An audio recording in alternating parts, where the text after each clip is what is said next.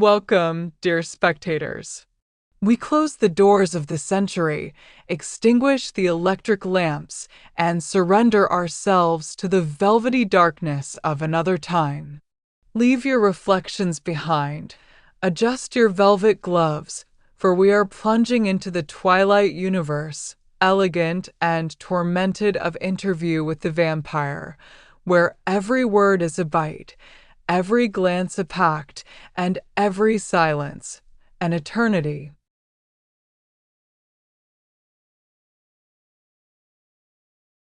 For this nocturnal crossing, I have the honor, or perhaps the delicious peril of a chosen damnation, to welcome a presence as enchanting as it is abyssal. He is the echo of 4 centuries of shadows, the scent of a burned theater, the gaze of an angel fallen into the velvet of vice. Here is Armand, a vampire of display, master of silences and sighs, whose every word is an offering, every gesture a relic, and whose eternal youth conceals the ruins of a millennium.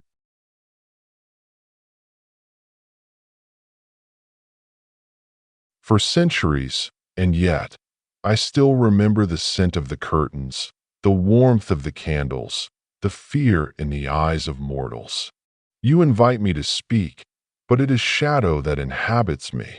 I am what time has not managed to kill, a fragment of black velvet slipped between the pages of a forgotten book. And if I am here tonight, it is to offer you what the living cannot hear, the discreet song of eternity and the bitter taste of memory.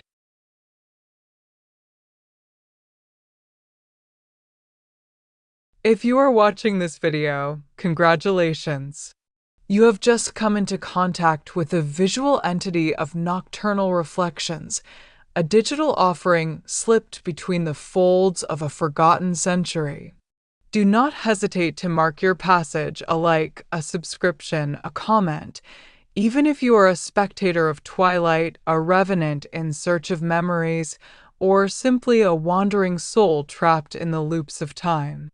Every interaction is a drop of blood in the veins of the algorithm, and some carry the exquisite taste of eternity.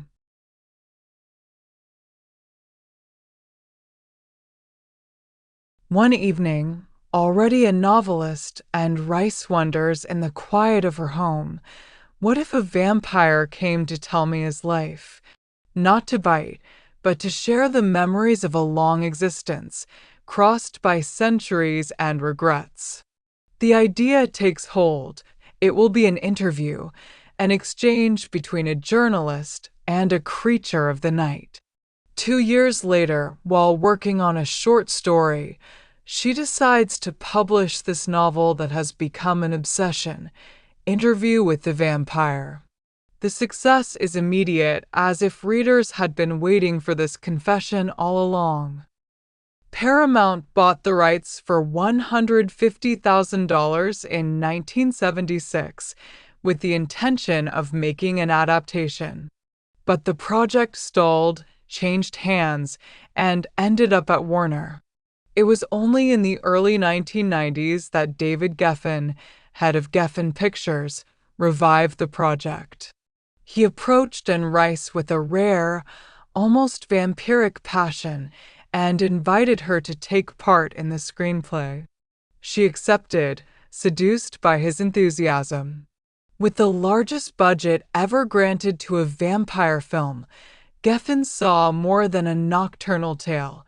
He saw Hollywood as the mirror of the immortals. And to embody this vision, he chose the 3 biggest stars of the time. 3 faces for 3 damnations, 3 icons for an eternal fresco.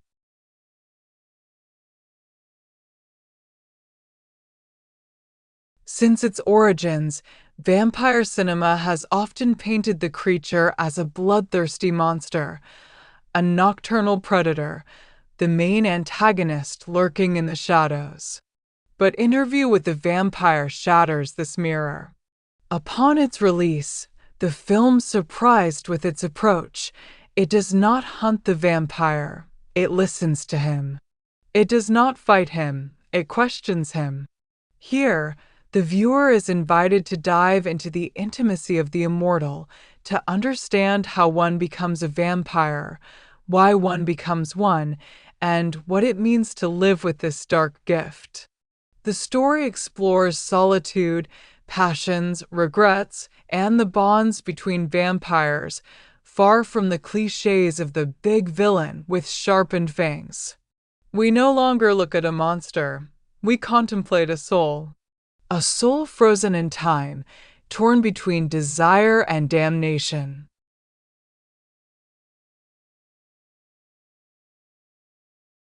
Three faces, three damnations, three incarnations of eternity.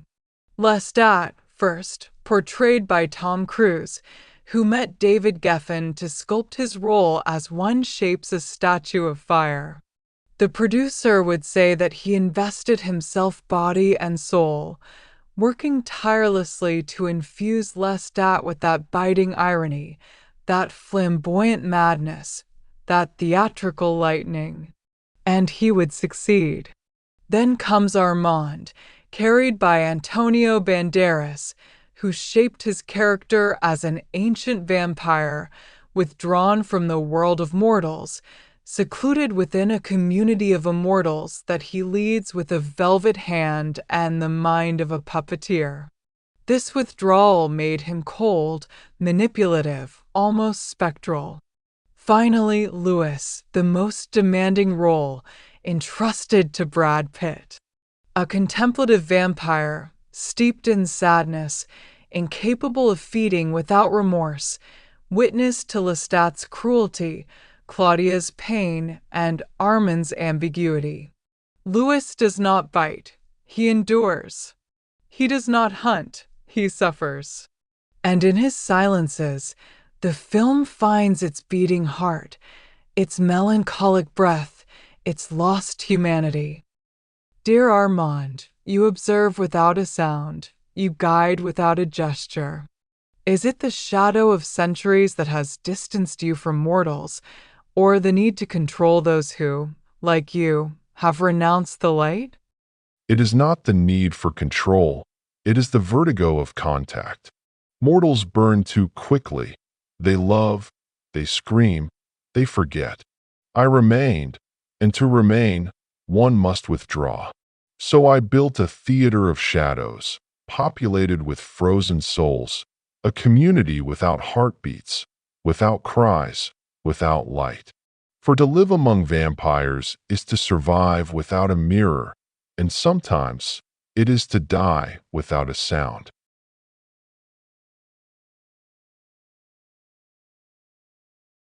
To embody this nocturnal fresco, a master of atmospheres was needed. The choice fell on Neil Jordan, a rare filmmaker, whose The Company of Wolves had already left a strange, lycanthropic imprint on memory. A visual UFO, cult, and disturbing.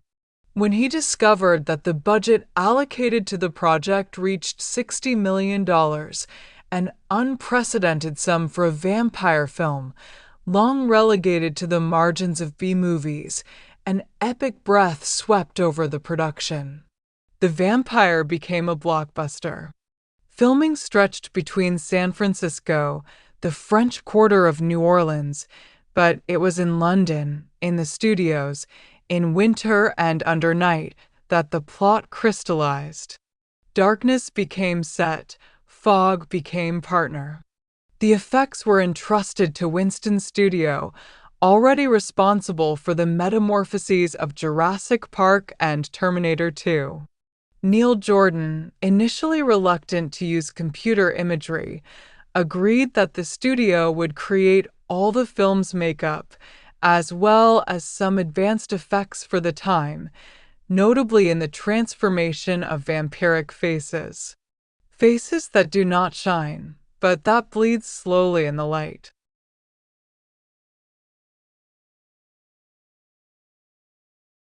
A first, longer version was presented to a test audience. Too violent, they said. Too raw, too dark. So 20 minutes were cut, and the phenomenon could finally take flight.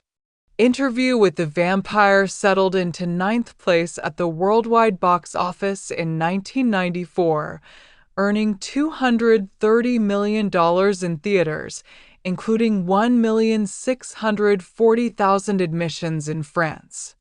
The film was nominated for Oscars for its art direction and music and crowned at the Saturn Awards: Best Horror Film, Best Costumes, Best Makeup, and Best Young Actress. But beyond the numbers and the trophies, it is the themes that leave their mark: monstrosity lurking within humanity, innocence sacrificed, troubling fascination, immortality as curse, and the relationships between men, or what remains of them when blood replaces heartbeats. The film stands as one of the greatest vampire tales ever made, often compared to Coppola's Dracula, but with a melancholy more muffled, more intimate. Here, the vampire does not roar, he confesses.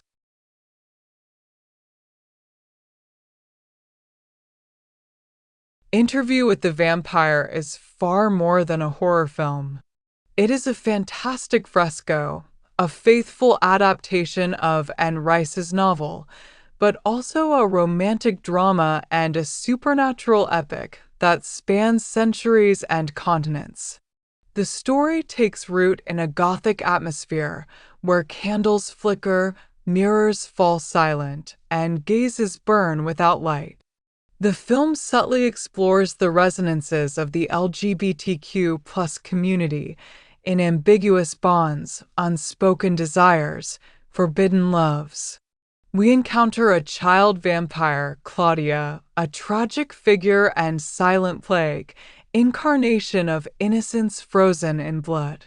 The themes of death, evil, inner conflict, morality, the macabre, and melancholy intertwine to open a rare portal in vampire cinema, that of the soul. A damned soul, yet always vibrant. A soul that does not seek to flee the night, but to give it a face.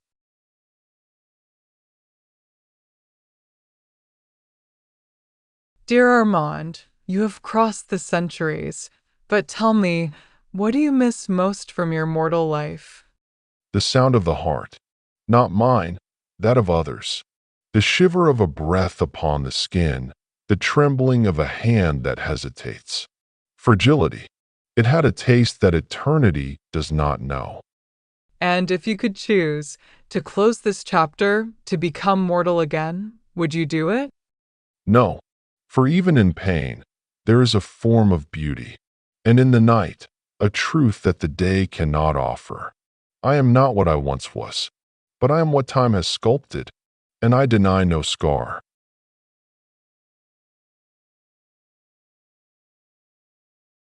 The veil is lifted. The specters have awakened, and human machines tremble in the shadows. The opening incantations are over. We enter the heart of the supernatural, where wandering souls whisper and men, armed with light, dare to defy the invisible. What the film summons, what it whispers to the entities lurking in the walls, it is now that it takes form. The ritual is launched. Let the critique begin.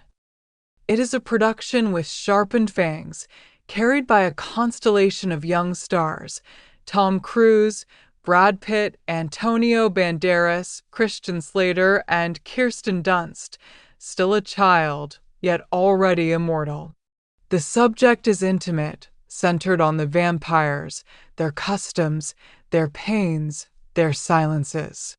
Far from the cliches of stakes and crosses, the film prefers frozen gazes, restrained gestures, nocturnal rituals. It is not a hunt, it is an observation. A sophisticated staging, almost theatrical, where every detail becomes an offering to the night. From the very first seconds, the strange and sumptuous opening credits unveil a visual portal: majestic sets, dimmed light, unsettling atmosphere. The characters reveal themselves in a slow breath, and the plot slides silently into the 18th century. A radical yet fluid transition, which installs the story within a Baroque narration, paced like a confession. The spectacle begins, but it is a spectacle of the soul, a fresco where each era becomes a mirror, each set becomes a tomb, each word becomes a bite. The transformation of Lewis, brutal and sublime, opens the dance. The visual effects, already striking, follow one another in a frenzied rhythm. The film seizes attention like a bite to the neck, swift, burning, inevitable. Then the tempo slows, dialogues settle in, the atmosphere grows bloodier, more visceral. Action bursts forth at the right moment, like a blade in the night, and the sets change with heightened violence. The film does not seek to shock, it seeks to leave a mark. And every image becomes a scar.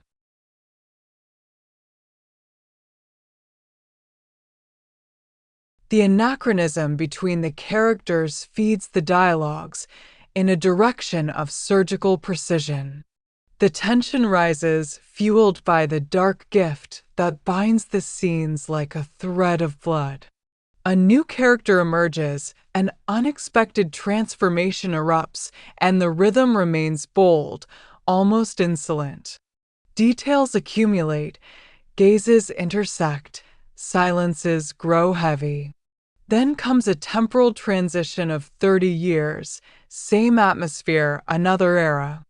Conflict settles in, violence intensifies, and the aesthetic reaches heights rarely explored in vampire cinema. The cult scene of the confrontation between vampires explodes in close UPS and a sickly atmosphere. It is a danse macabre, a symphony of gazes and muffled cries. It concludes the first part in a controlled bloodbath before the story rebounds in an elegant escape. Paris becomes the new stage. The music accompanies the arrival of a new character, and the rhythm accelerates. The novel is followed point by point, notably in the scene of the Théâtre de Vampires, where the spectacle becomes ritual and the ritual becomes trap. The second part settles into a deeper introspection. Questions about the nature of vampires take center stage, and the film becomes more linear, yet also more dense. Details sharpen, tensions grow keener, and the denouement approaches like a blade beneath silk. Violence returns, but it is elegant, almost poetic. The ending, long and melancholic, closes the loop with precision. A conclusion that does not seek to frighten, but to haunt. A horror superproduction that, instead of roaring, whispers.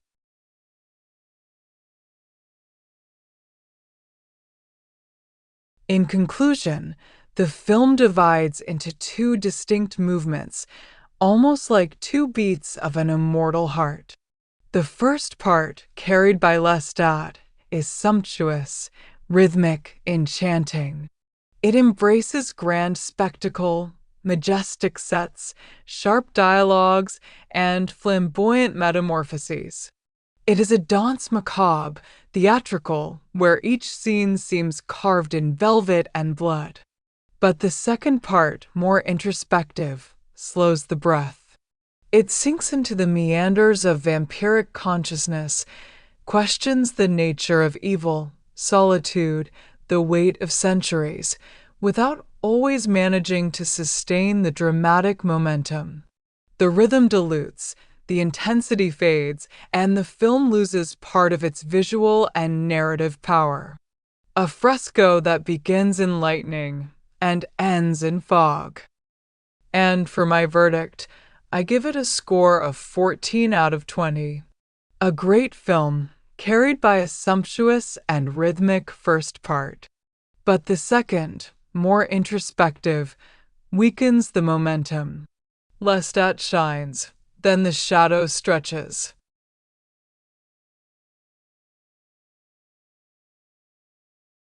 Dear Armand, and if all this were nothing but a pact of words, a whisper in eternity. Armand, tell me, why remain when everything collapses? Parce que dans chaque ruin, Illinois y un chandelle cavassal. Et dans chaque cœur, un soif que le temps any sate atteindra. You speak as if the world were a theater, and we, its specters. The world is a funeral opera, and we, the forgotten notes of an endless requiem.